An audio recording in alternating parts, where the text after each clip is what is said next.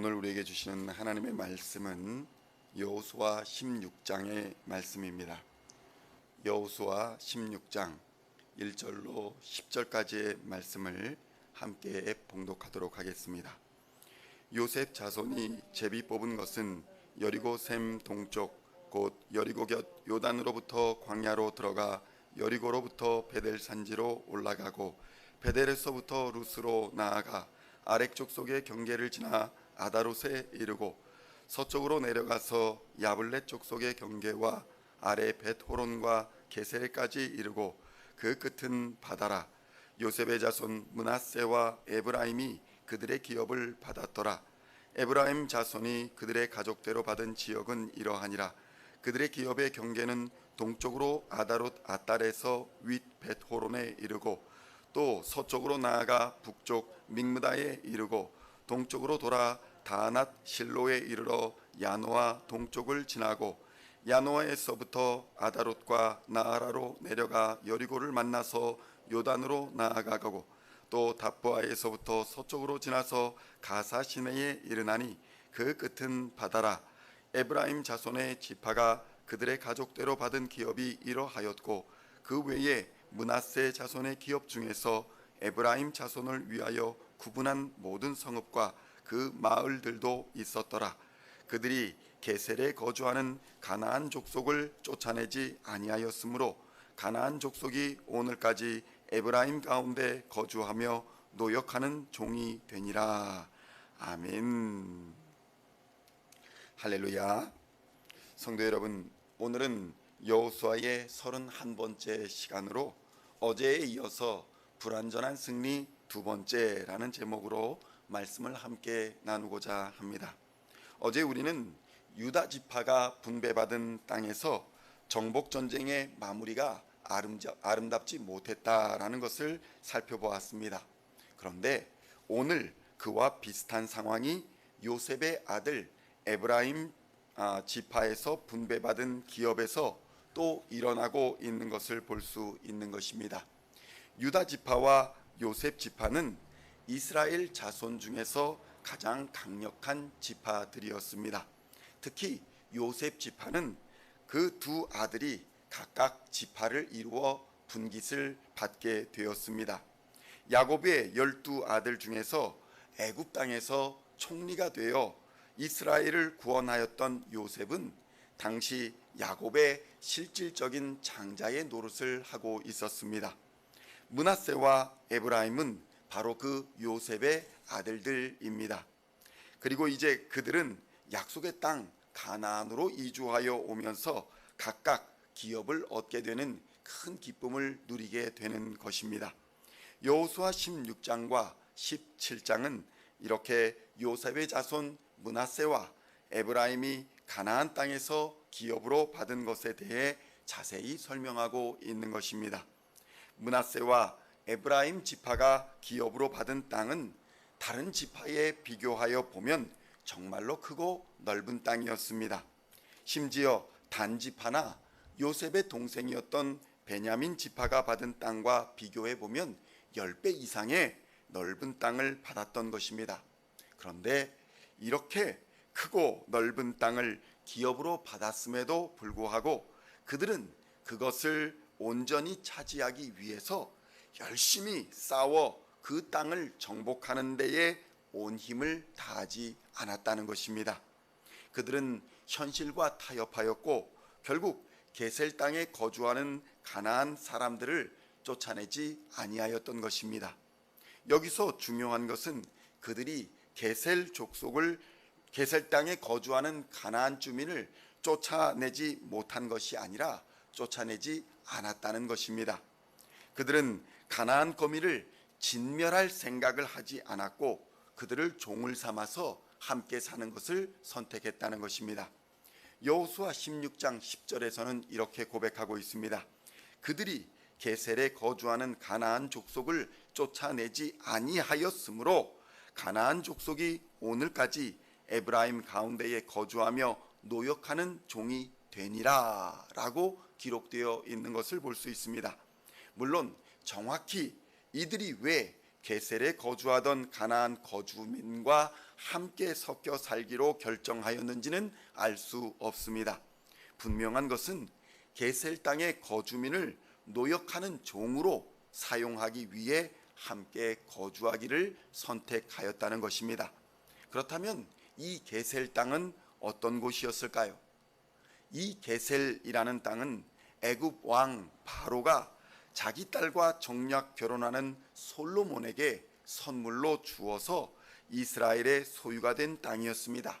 그러니까 솔로몬 이전에는 애굽 왕 바로의 땅이었으니 문화적으로 어떤 땅이었을지를 상상할 수 있을 것입니다. 그런데 이 요셉 지파가 이때에 이 땅을 정복하지 못한 결과로 약 450여 년 동안 이스라엘이 그 땅을 차지하지 못하였다라고 학자들은 말하고 있습니다.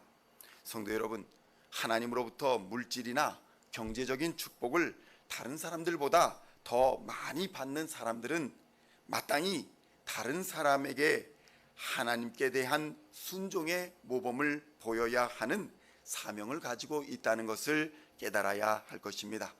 그러나 요셉의 두 아들은 이러한 다른 사람에게 있어 모범이 되어야 하는 이 사명을 망각했습니다.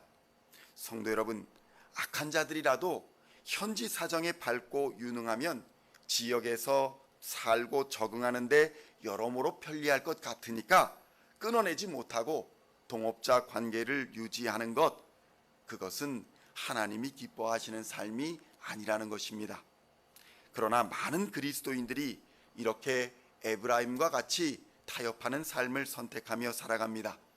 마치 일제강점기에 그리스도인들이 이렇게 에브라임 지파와 같은 타협을 하며 많은 사람들이 이렇게 살았습니다. 일제강점기에 대한민국의 많은 개신교 지도자들은 각종의 이유를 대며 우상 숭배와 타협했던 것입니다. 그리고 그 좋지 않은 배교의 영향은 아직까지도 우리 교계의 부끄러운 역사로 남아 있는 것입니다. 그렇다면 오늘의 요셉 자손의 이야기를 통해 하나님은 우리에게 무엇을 말씀하시고자 하는 것일까요? 그것은 하나님께서 아무리 넓은 약속의 땅을 주신다고 해도 그것을 얻기 위해서는 목숨을 걸고 싸워야 한다는 것입니다. 가만히 앉아 있거나 타협해서는 약속의 땅을 온전히 유업으로 받을 수 없으며 타협하여 받아도 온전한 기업이 되지 못한다는 것을 깨달아야 한다는 것입니다. 그러므로 우리가 세상을 두려워하지 말고 담대히 하나님과 동행하며 같이 싸워 나가면 하나님의 약속이 반드시 이루어지는 것을 경험하게 될 것입니다. 하나님께서는 우리에게 오직 이런 믿음만을 요구하시는 것입니다. 우리의 지혜나 우리의 힘과 능력이나 우리의 경험을 원하시는 것이 아니라 하나님의 약속에 대한 믿음을 우리에게 요구하신다는 것입니다. 그리고 선하신 하나님, 좋으신 하나님께서는 그 약속을 반드시 지켜 때를 따라 응답해 주실 것입니다. 그렇다면 우리가 이 세상에서 좀 더 편히 살겠다고 타협하고 또 쫓아내지 못하고 있는 우리 안의 가나안 족속은 과연 무엇일까요? 그것이 나로 좀 더 편하고 좀 더 안정된 삶을 보장해 줄 것 같아 우리가 그것을 용납하고 있지는 않습니까? 예수님은 하나님의 아들로서의 권세를 우리를 위해, 우리를 구원하시기 위해 포기하셨습니다. 그 위대한 포기가 우리를 구원한 죄사함의 능력, 생명의 능력, 부활의 능력이었다는 것을 깨달아야 할 것입니다. 우리가 하나님을 믿는 믿음을 위하여 타협하지 않고 세상을 두려워하거나 세상을 부러워하지 않고 복음의 전신갑주를 입고 믿음의 선한 싸움을 싸워 나간다면 하나님의 약속은 반드시 우리를 통해 이루어질 것입니다. 오늘도 동행하시는 하나님의 은혜와 평강이 우리 시온의 성도님들 모든 가정에 함께 임하여 주시기를 우리 주 예수 그리스도의 이름으로 간절히 축원드립니다. 기도하시겠습니다. 하나님 아버지 감사합니다. 하나님께서는 이 시간 우리에게 약속에 대한 믿음을 요구하시는 것을 고백합니다. 우리의 지혜나 우리의 능력이나 우리의 경험이 아니라 오직 하나님의 약속에 대한 믿음을 요구하시는 것을 깨닫게 하시고 선하신 하나님, 좋으신 하나님을 따라 반드시 믿음으로 나아가는 우리 모두가 될 수 있도록 인도하여 주시옵소서. 좀 더 편히 살겠다고, 좀 더 여유 있게 살아보겠다고 쫓아내지 않는 가나안 족속을 이 시간 우리 안에 회개하게 하시고 그것과 타협하지 않게 하여 주시며 하나님을 따라 예수 그리스도의 십자가를 따라 하나님이 기뻐하시는 믿음의 길을 복음의 전신갑주를 입고 온전히 따라갈 수 있도록 역사하여 주시옵소서.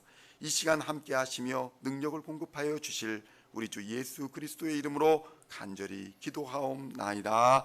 아멘.